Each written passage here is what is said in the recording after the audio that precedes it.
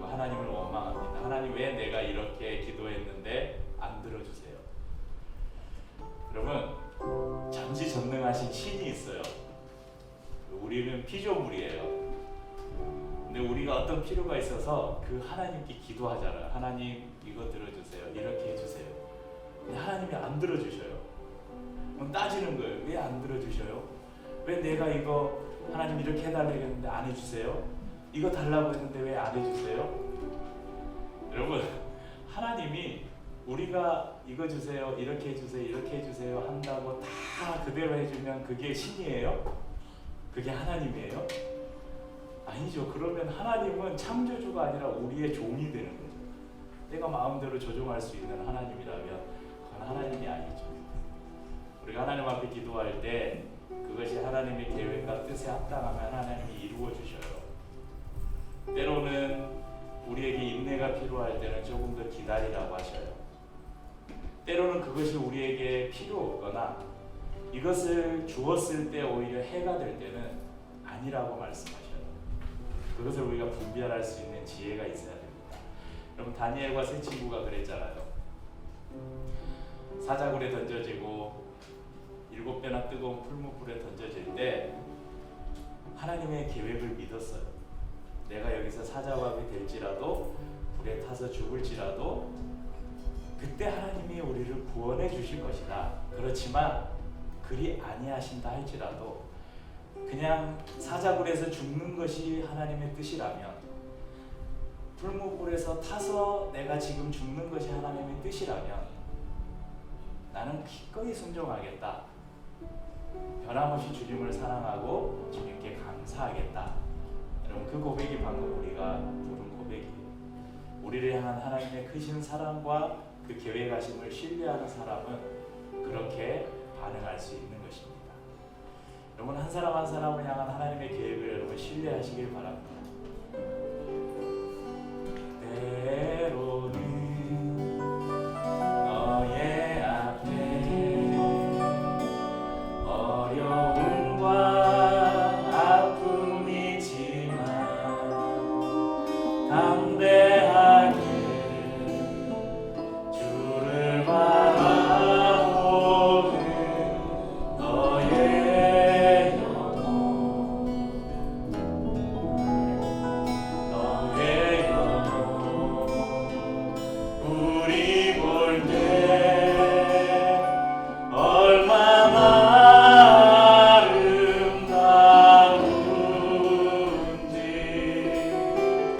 너의 영혼 통해 큰 영광 받으시 하나님을 찬양 오 할렐루야.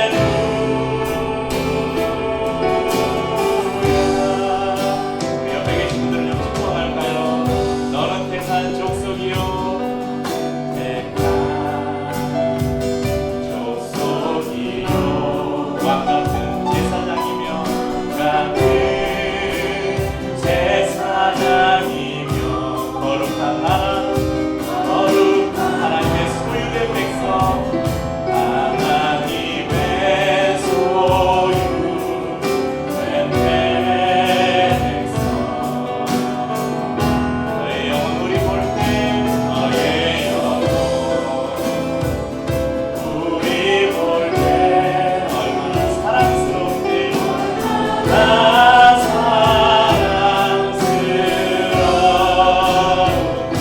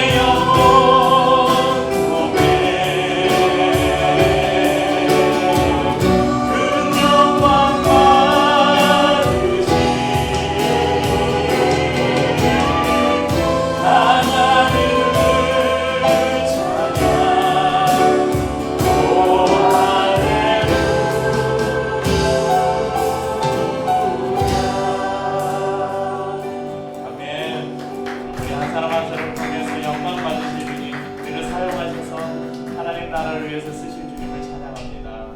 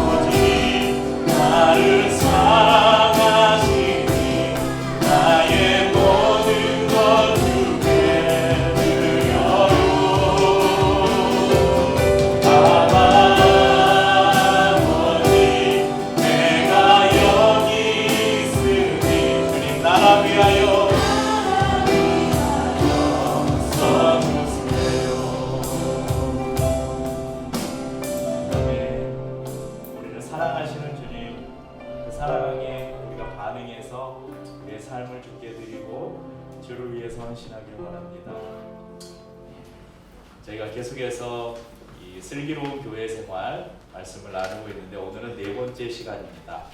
우리 교회의 직분에 대해서 오늘은 좀 나누려고 하는데요.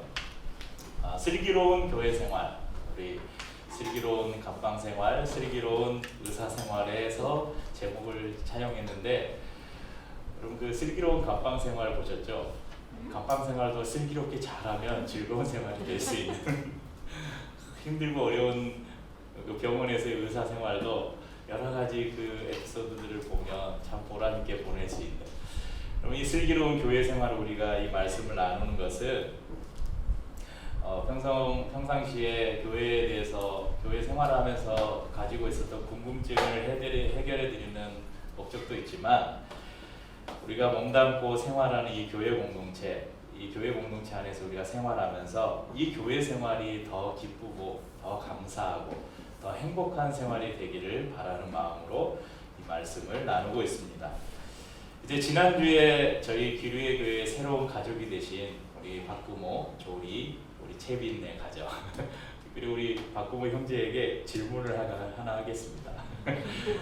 혹시 교회 안에 직분이 있잖아요. 알고 있는 거 한번 이야기해 보시겠어요? 교회 안에 여러 뭐 있잖아요. 호칭들이 있잖아요.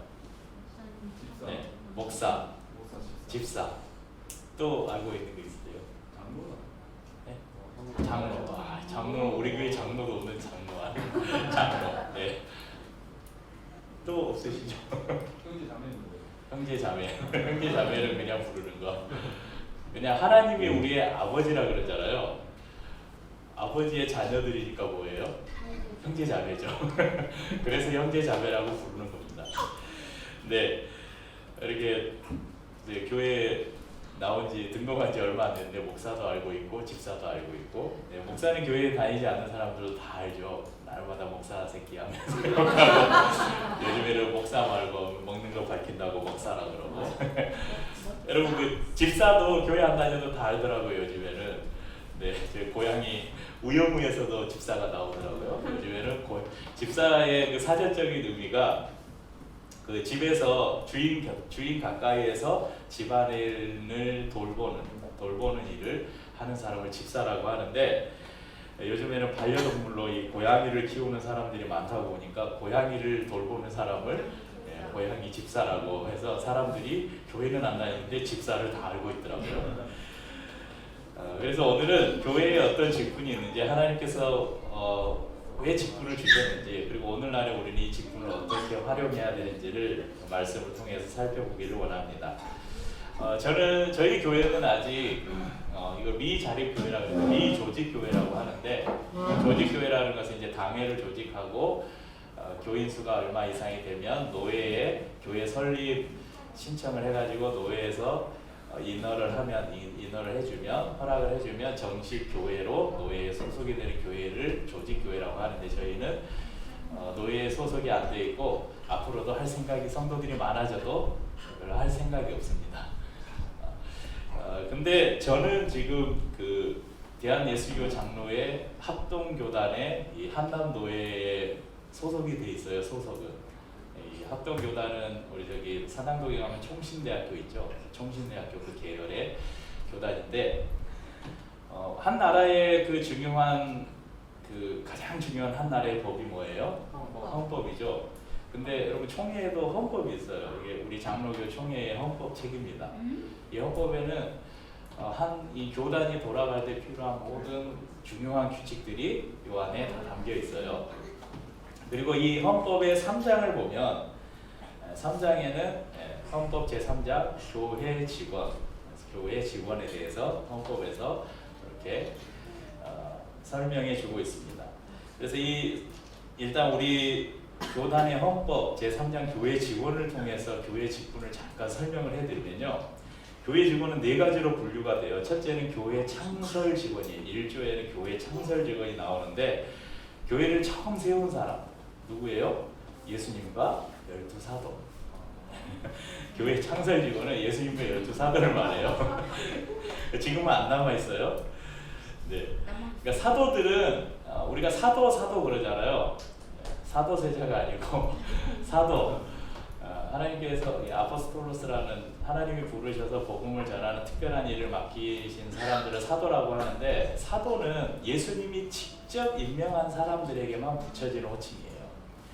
그럼 처음에 사도가 몇 명이었어요?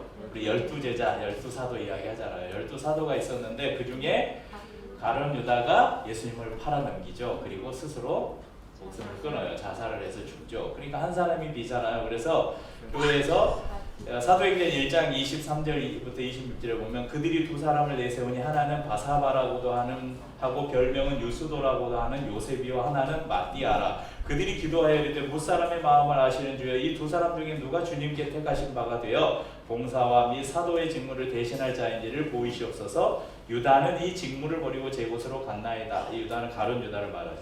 제비 뽑아서 마띠아를 얻으니 그가 11사도의 수에 들어가니라.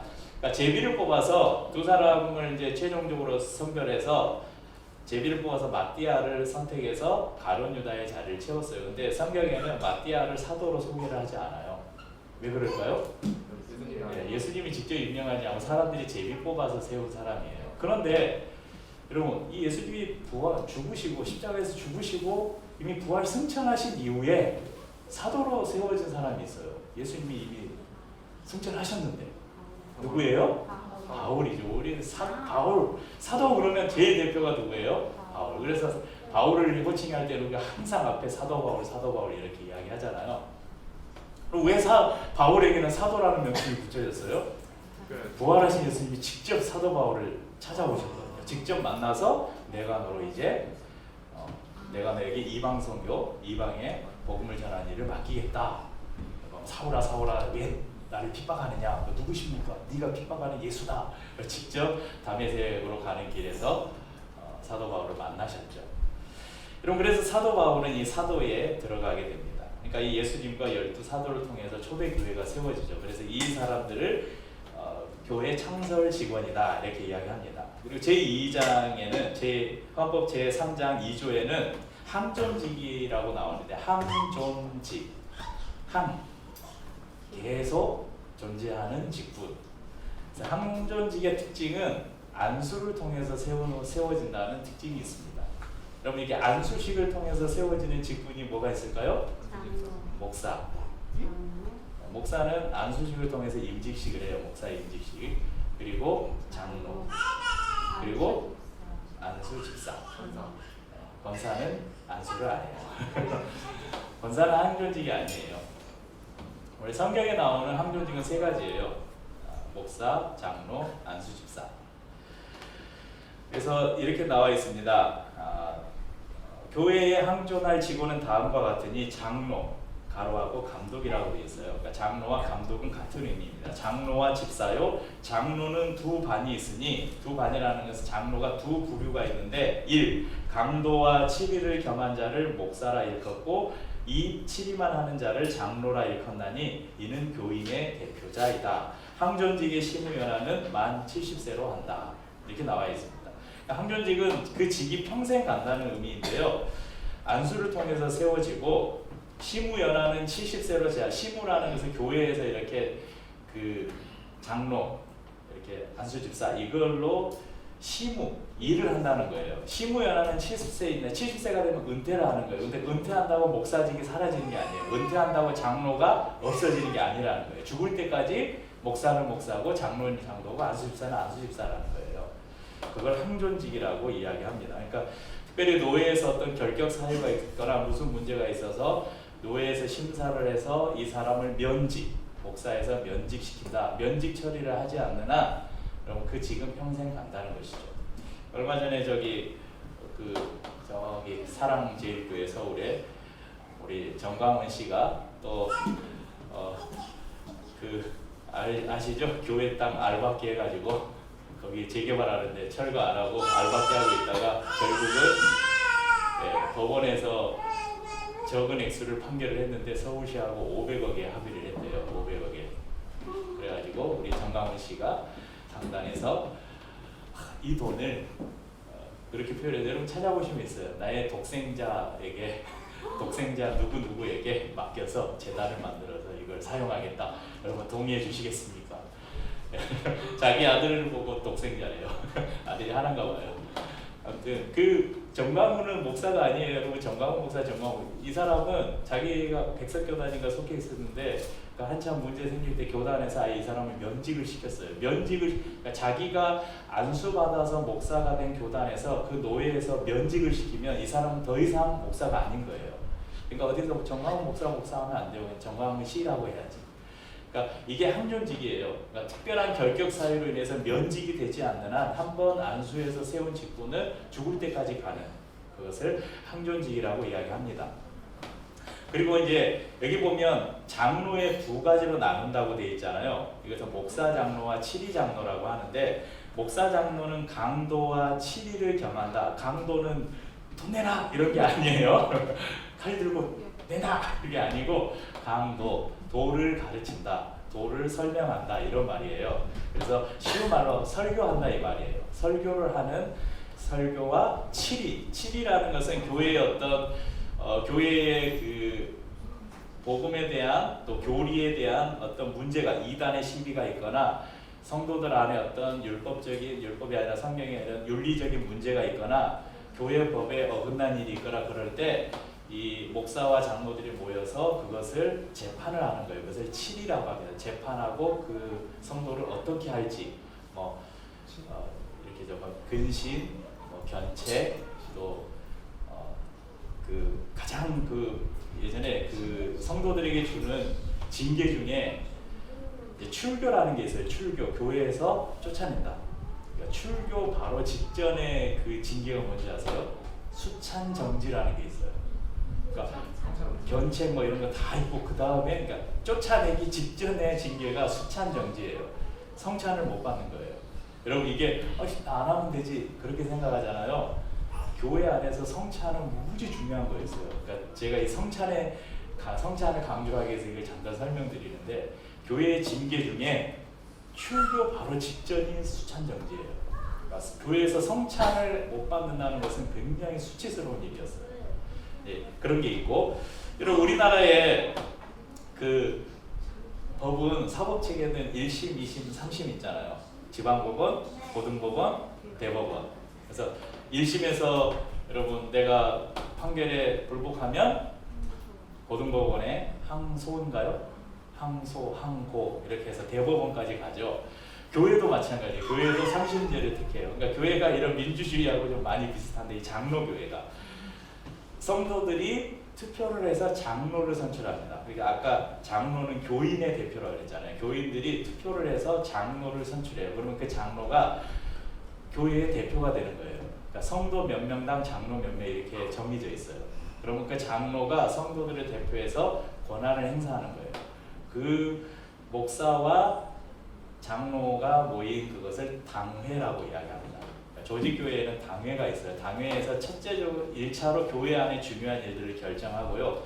만약에 어떤 치리를 하는데 당회의 결정이 나는 그 당회에서 결정해서 당신 이런 죄를 지었으니까 나가십시오. 그런데 나는 못 나가겠습니다. 그러면 어디에 항소를 하려면 노회에 항소를 해요. 이제 지역 교회들이 모여 있는 협의체인 노회. 노회의 판결에도 내가 불복합니다. 그러면 어디에요? 총회에 이제 다시 재심을 요청할 수 있죠. 그래서 교회도 이렇게 상심제를 가지고 있는데 요즘엔 누가 그래요? 옛날에는 그랬어요. 옛날에 이런 일들이 많았어요. 근데 요즘에는 교회에서 무슨 문제가 있어서 당회에서 회의를 열어서 이 성도를 향해서 당신 뭐 얼마 기간 동안 견책합니다. 수찬 정지합니다. 그러면 내가 교회가 여기밖에 없어? 그리고 다른 교회 가버려요. 그래서 이런 칠이라는 게 요즘에는 교회에서 별로 영향력을 발휘하지 못하지만 초대교회부터 해서 교회들에서 이 칠이의 부분이 굉장히 중요했어요. 그래서 장로가 이런 권한을 가지고 있었다는 것이죠. 자, 이제 3조에는 임시직원에 대해 설명하는데 임시직원은 교회의 사정과 필요에 따라서 특별한 안수 없이 임시로 직분을 주는 것을 말합니다. 첫 번째는 전도사를 이야기하고 있고요. 교회 전도사님들 있잖아요. 임시직이에요. 그래, 반가워. 두 번째는 전도인이 있습니다. 그러니까 여러 이런 기관들 있잖아요. 선교단체나 기관들에 파송해서 그곳에서 사역하게 하는 전도인들이 있고요. 또 권사가 있습니다. 여러분 우리가 교회 안에 권사님들 많이 있잖아요. 물론 임직식을 하지만 따로 안수는 하지 않습니다. 왜냐하면 이게 임시직분이기 때문에 그래요. 권사는 당회의 지도 아래 어려움을 당한 성도를 돌아보고 믿음이 연약한 성도들을 권면하는 일을 합니다. 또 요즘에는 권사 밑에 권사를 돕는 권찰이라는 것도 있어요. 네. 직분을 많이 줘야지 성도들이 일을 한다고 그렇게 만든 것 같아요. 네 번째는 서리 집사를 말합니다. 안수 집사가 항존직인 방면에 서리 집사는 교회 혹은 목사나 당회가 필요에 따라 임명하는 직분으로 그 임기가 1년입니다. 그러니까 원래 안수 받아서 세워진 안수 집사가 아닌 경우 이 집사는 1년직이에요. 그러니까 다음 해에 임명 못 받으면 집사가 아닌 거예요. 그런데 우리 한국교회에서는 저희 지금 호칭이 애매하잖아요. 우리 민서가 지금 고민이 있대요. 우리 금호 형제님을 뭐라고 불러야 될지, 삼촌으로 불러야 될지, 형님으로 해야 될지 오늘 그래서 있다가 그래서 오늘 예배 후에 오늘은 특별히 예배 후에 식사를 하면서 이걸 설교 시간에 뭐 정하기는 좀 그렇고 식사를 하면서 앞으로 우리가 호칭을 어떻게 부를지 한번 허심탄회하게 이야기를 하고 그래서 이제 호칭을 정하도록 합시다. 그러니까 교회 호칭이 애매하니까 그냥 예전 교회에서 집사님이었으니까 우리가 집사님 하는 거예요. 근데 저희 교회는 지금 아무도 집사 임명을 안 했거든요. 그러니까 아무도 집사가 아닌 거예요.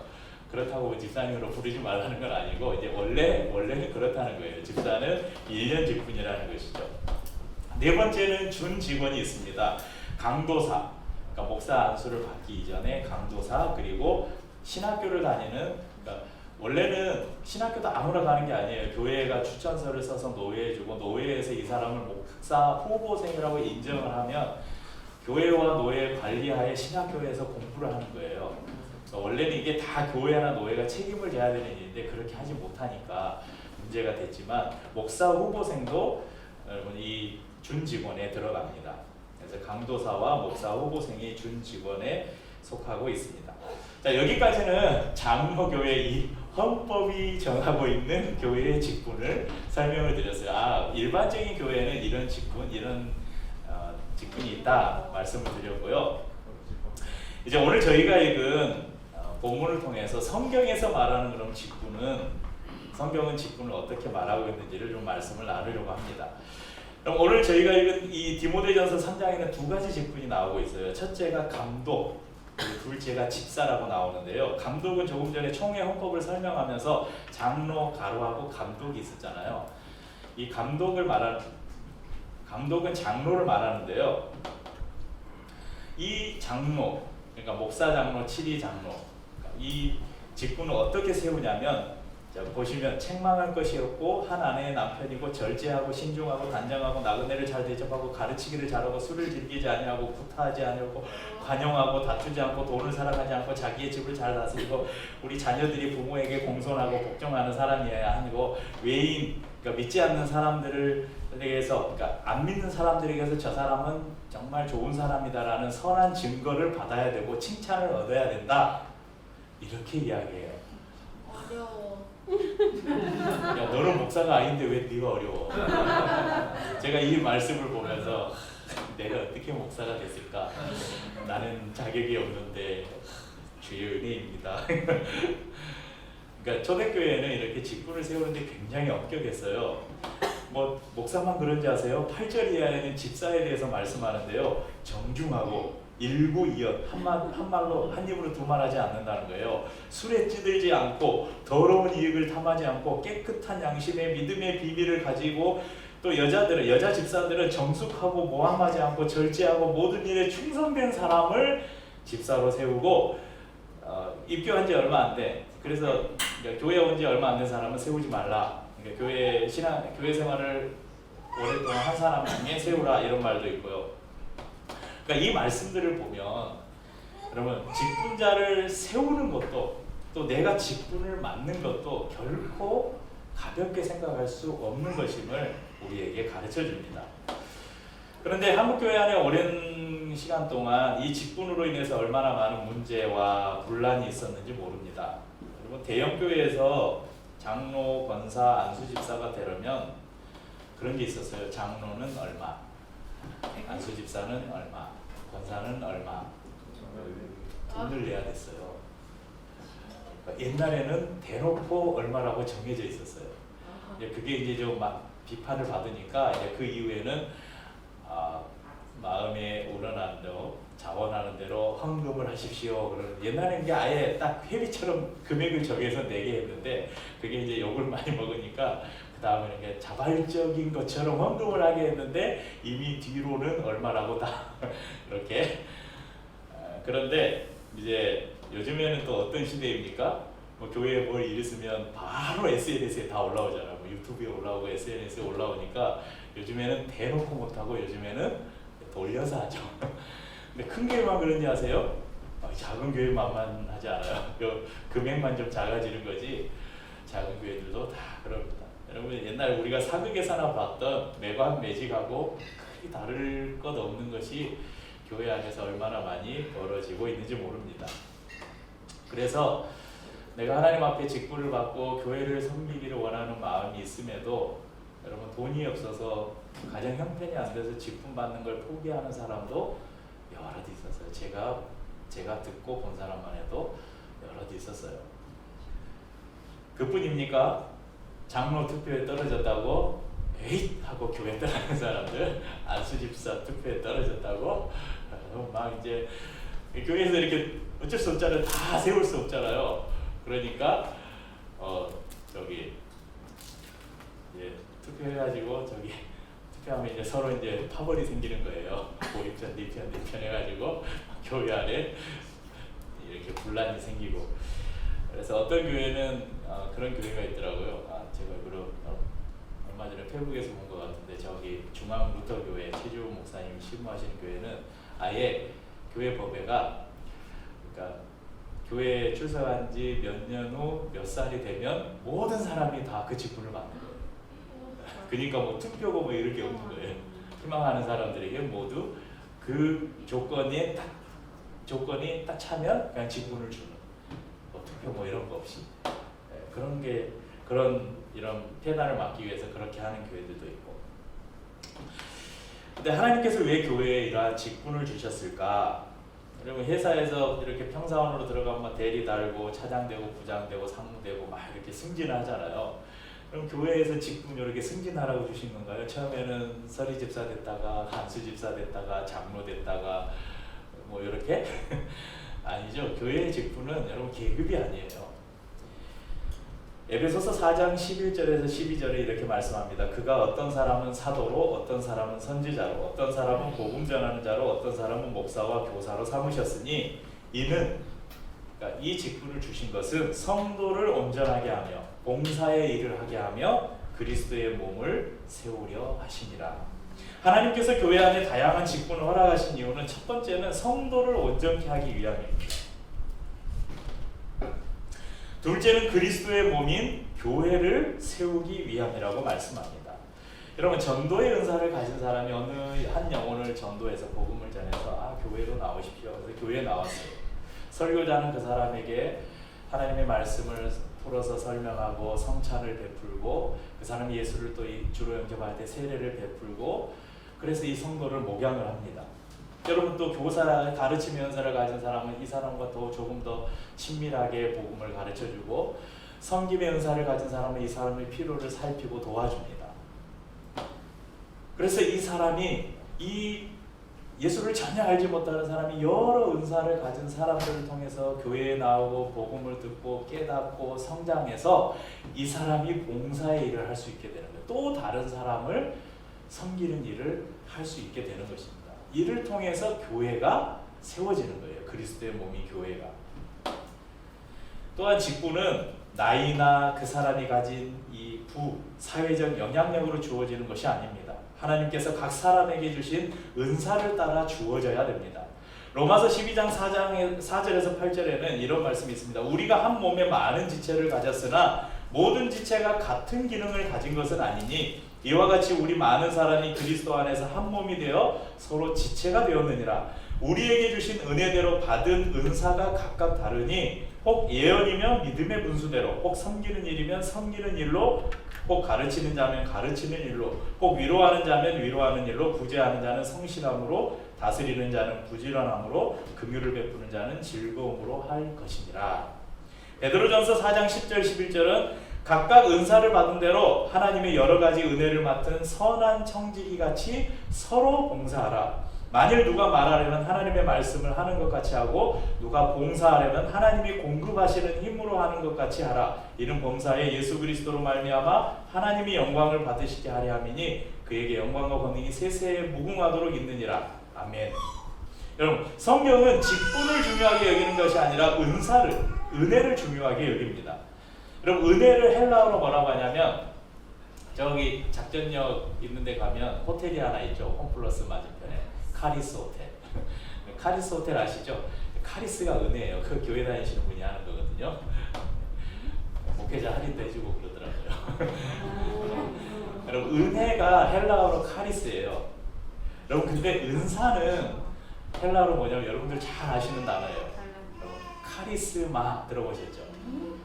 카리스가 영어 헬라어로 은혜인데 은혜로 주어지는 능력, 은혜로 주어지는 어떤 능력을 뭐라고 하냐면 카리스마라고 이야기해요. 그러니까 우리가 야, 저 사람 참 카리스마 있다 이 말은 원래는 성경에서 하나님이 은혜로 어떤 사람에게 주시는 은사를 말해요. 성경에서 은사를 헬라어로 카리스마라고 이야기합니다. 여러분, 우리 모두는 하나님의 은혜를 받았잖아요. 은혜를 받은 사람에게는 하나님이 뭘 주셨어요? 은사를 주셨어요. 그러니까 여러분 모두에게 어떤 카리스마가 있어요 지금. 숨겨놓고 지금 그걸 드러내지 않고 지금 사용을 하지 않고 있는데 어느 순간에 드러날지 몰라요. 그 은사를 통해서 우리는 서로에게 봉사하는 것입니다. 여러분, 제가 기류의 교회를 개척하기 직전에 사역했던 교회는 주일에 청장년들이 한 1,500여 명 출석하는 교회였습니다. 우리 조승희 집사님도 저랑 같이 그 교회에서 사역을 했었는데 같이 찬양대 사역을 했었는데 여러분, 교사도 있고 목사, 장로, 권사 이런 직분들 외에 또 교사도 있고 찬양대도 있고 주차 관리하시는 분들, 식당 봉사하시는 분들, 전도팀들, 새가족팀들, 안내팀, 방송팀, 미화팀, 교회 곳곳을 섬기고 사역하는 성도들이 많이 있었죠. 그런데 그 성도들이 몇 명이나 될까요? 중복되는 인원들까지 다 하면 한 10%나 될까요? 많으면 한 10% 될 것 같아요. 10%면 한 150명. 150명이면 여러분 엄청 많은 것 같잖아요. 근데 1,500명 중에 150명이면 10% 정도밖에 안 되는 거예요. 여러분, 그럼 나머지 1,400명은 뭐 하고 있는 사람들이에요? 주차위원회 안내를 따라다 주차를 하고 안내위원회 도움으로 자리에 딱 앉아서 찬양팀 찬양을 다 듣고 목사님 설교를 딱 듣고 예배가 끝나면 식당에 가서 밥을 딱 먹고 차 타고 집에 가요. 90%의 성도들은 하나님께서 각각 그 사람이 주신 은혜로 주신 그 은사를 통해서 서로를 섬기고 교회를 세우지 않고 있는 것이죠. 그럼 수백 명이 모이고 수천 명이 모이고 수만 명이 모인들, 이런 교회를 우리가 건강한 교회라고 말할 수 있을까요? 저는 그런 교회들보다 저희 교회가 훨씬 건강하다고 자부합니다. 뭐가 됐든 하잖아요. 밥을 하시는 분들, 청소를 하시는 분들, 우리 하다못해 여러분 예배 끝나면 의자 정리하고 빗자루질하고 뭔가를 하잖아요. 다 교회를 위해서, 성도를 위해서 무언가를 통해서 섬기고 있잖아요. 더 건강한 교회죠. 10%의 성도가 90%의 성도의 필요를 채우려니까 한 사람이 2가지, 3가지를 해야만 되는 거예요. 그래서 주일이 쉬고 안식하는 날이 아니라 가장 중노동을 하는 날이 되어서 주일에 집에 갈 때는 지치고 힘들어서 다 번아웃 되어가서 나가는 성도들이 많습니다. 그럼 교회를 다니는 성도들이 경영하는 그 사업장에 주일이 되면 이렇게 문 앞에 붙여놓는 편말이 하나 있잖아요. 뭐라고 하죠? 주일은 쉽니다. 이렇게 붙여놓고 교회 가죠. 근데 전에도 한번 제가 얘기했었는데 여러분, 이 주일은 쉽니다는 식당 가게에 붙여야 될 편말이 아니라 교회 입구에 붙여야 되는 편말이에요. 주일은 쉬어야죠. 주일은 성도들이 하나님 안에서 예배드리고 쉬는 날이에요. 뭔 말인지 이해했지? 여러분, 주일날 식당 열심히 하시는 분이 주일은 쉽니다 해놓고 식당만 쉬고 교회 가서 아침부터 저녁까지 성간에 뭐 하고 저녁에 녹초가 돼서 돌아오면 그 사람이 주일에 쉬는 거예요? 아니죠. 모든 성도들이 각자에게 주신 은혜의 분량과 은사를 따라서 각자의 몫을 잘 감당하기만 하면 우리는 행복한 주일을 보낼 수 있을 거예요. 만일 한 사람이 그것을 포기한다면 다른 누군가가 그 사람의 몫까지 2배의 짐을 져야 되겠죠. 한 가지만 더 말씀드리겠습니다. 고린도전서 12장 28절에서 31절은 이렇게 말씀합니다. 하나님이 교회 중에 몇을 세우셨으니 첫째는 사도요, 둘째는 선지자요, 셋째는 교사요, 그 다음은 능력을 행하는 자요, 그 다음은 병 고치는 은사와 서로 돕는 것과 다스리는 것과 각종 방언을 말하는 것이라. 다 사도겠느냐, 다 선지자이겠느냐, 다 교사이겠느냐, 다 능력을 행하는 자이겠느냐, 다 병 고치는 은사를 가진 자이겠느냐, 다 방언을 말하는 자이겠느냐, 다 통역하는 자이겠느냐.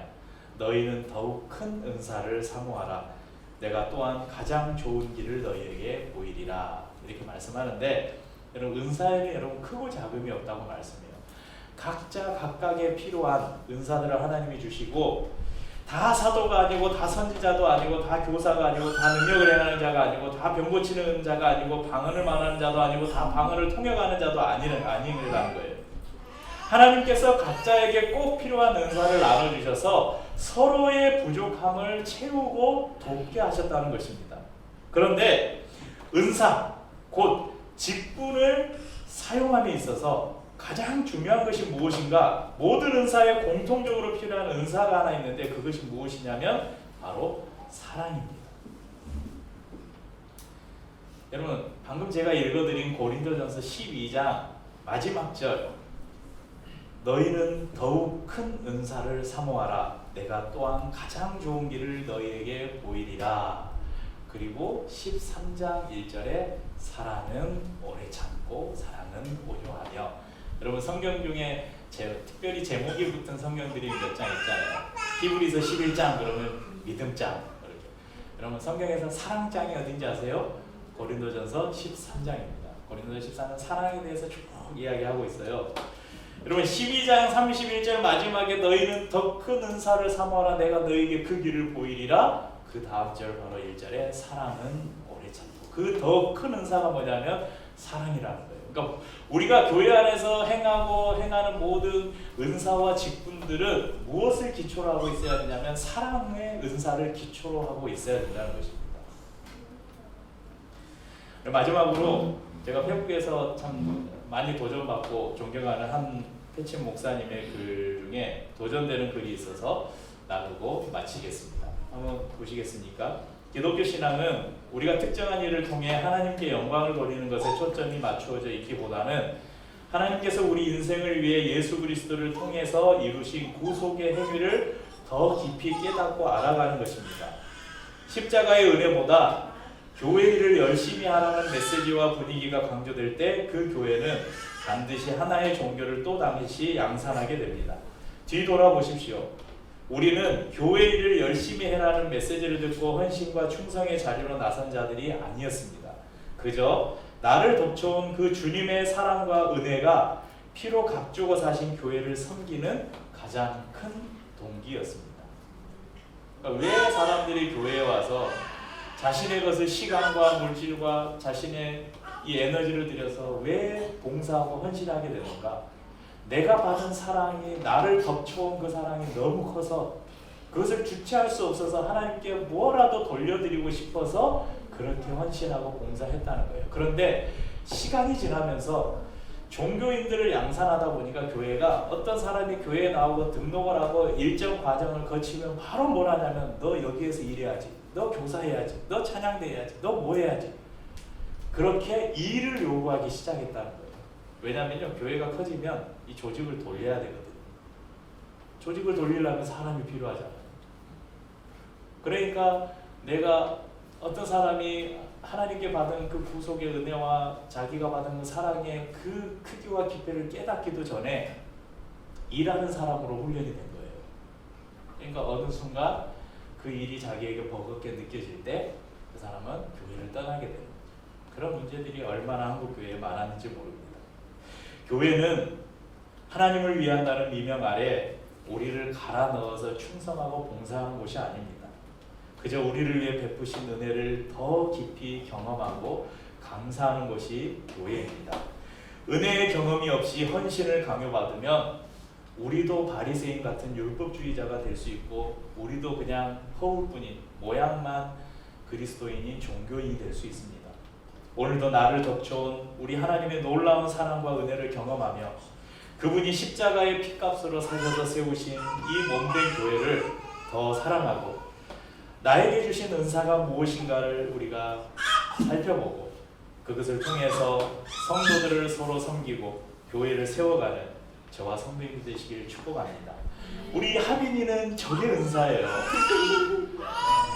오늘 저렇게 해서 얼마나 우리에게 기쁨을 줘요. 각자가 할 일이 다 있는 거예요. 저는 우리 제이하고 하빈이가 우리 교회 태어나서 우리 교회에 와서 얼마나 교회 분위기가 좋아졌어요. 얼마나 하나님 우리 민사람 특히 우리 민사람 교사는 맨날 주일만 기다리고 오늘 하빈이 오네 오늘 제이 오네 그 애들 오면 한 번만 알아보려고 그러는데 제이가 나한테만 와요.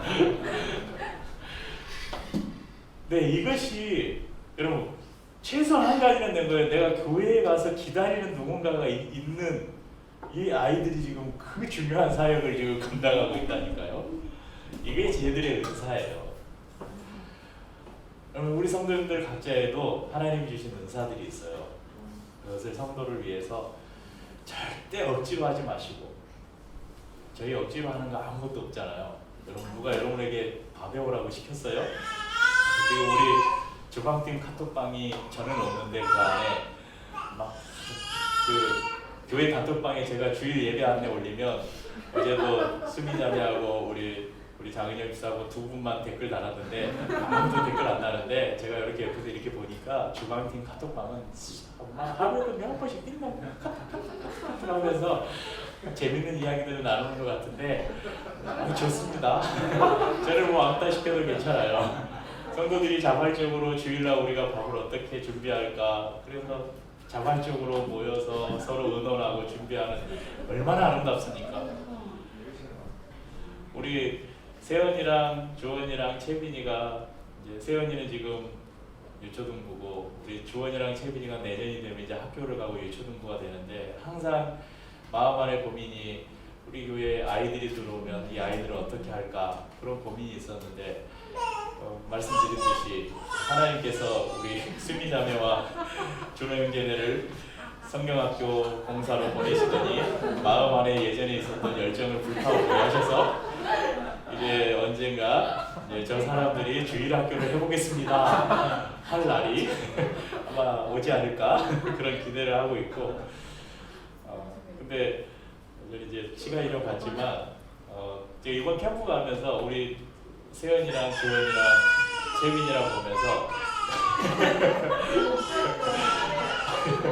우리 찾아가는 예배 드릴 때 저희 교회 예배 스타일하고 다르잖아요. 저희는 좀 자유롭고 아이들이 떠들어도 제가 뭐라고 안 하고 그런데 그 교회는 굉장히 좀 예배가 딱딱하고 조용하고 그랬는데 제일 앞쪽에 앉아가지고 한 번도 꿈쩍을 안 하고 저도 지루했던 그 예배를 정말 그 딱딱한 그 예배를 1시간 동안 딱 앉아서 예배를 드리는 모습을 보면서 우리 아이들이 참 대단하다 그런 생각이 들었고 여러분 뭐 주일학교 교육에 대한 여러 가지 고민을 하고 있지만 저는 제가 가진 생각은 물론 우리 아이들을 위해서 또 다른 저희들이 성경 공부할 때나 어른들이 성경 공부할 때 아이들이 방치되지 않도록 뭔가를 좀 해야 되겠다는 마음은 있는데 그런 거 말고 저는 아이들 신앙교육은 저는 다른 거 없이 이렇게 같이 예배드리면서 충분하다고 생각해요.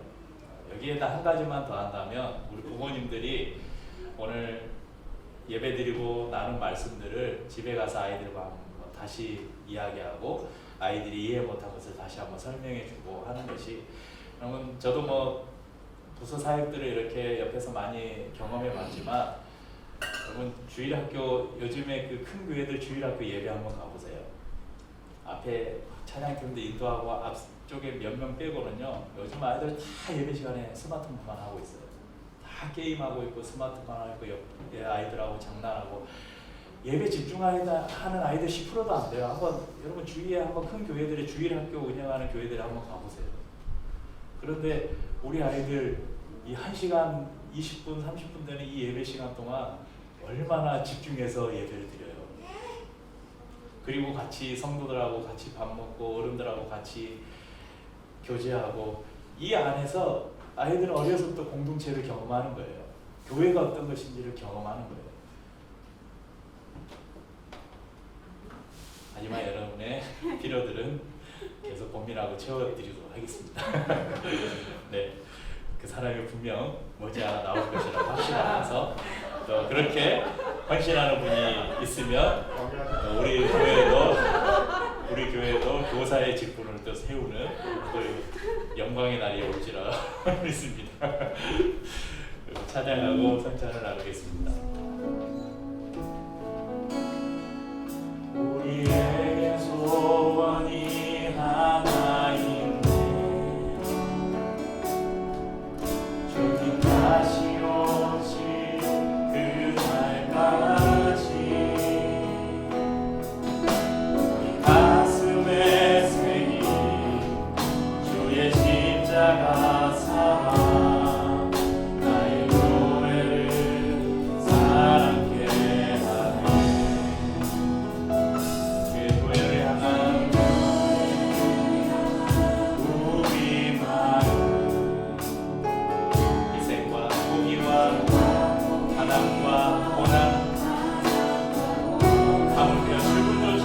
막을 수 없습니다.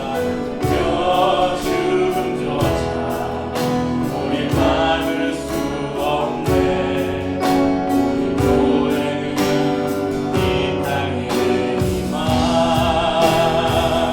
교회를 교회되게 예배 되게 우리 사용하소서.